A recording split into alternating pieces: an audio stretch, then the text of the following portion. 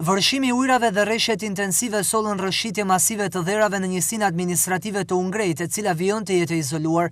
Çdo automjet që është drejtuar Lezhës e ka patur të pamundur vijimin në rrugës, ndërsa firma kontraktore vijon punën për largimin e dherave. Situata është monitoruar nga afër edhe prej prefektit në detyrë Altin Jaku. Rruga drejt Ungrejt lidh 13 fshatra të zonës me Lezhën, ndërkohë tërheqja e ujit nga banesat dhe tokat bujqësore ka nisur të nxjerrë në pat dëmet e shkaktuara nga përmbytjet.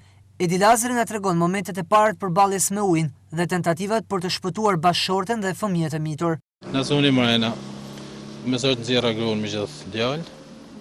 Smula më pështova se do isha as dega as pula sen.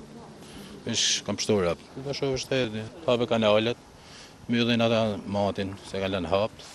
Ka tash 3 ditë mati që kanë kanale pa diçka kanë plot. Lazar Marku, një tjetër banor i Zejmenit, tregon se si përmbytja në këtë zonë është shkaktuar nga mungesa e pastrimit të kanaleve kulluese. Tash ka rrosh ka kështu moti ka hyrë mrena, edhe mbet me 1000 metër kub ditë. Edhe nuk pretendon që të ulet ujë poshtë, nuk ka sigurisht se vjen 1000 metër kub për moti të përtej bregun e madh që vjen poshtë. Dëmet të shumta shkaktuan përmbytjet e këtij fillim viti në Lezhë, si në banesa dhe bizneset të zonës.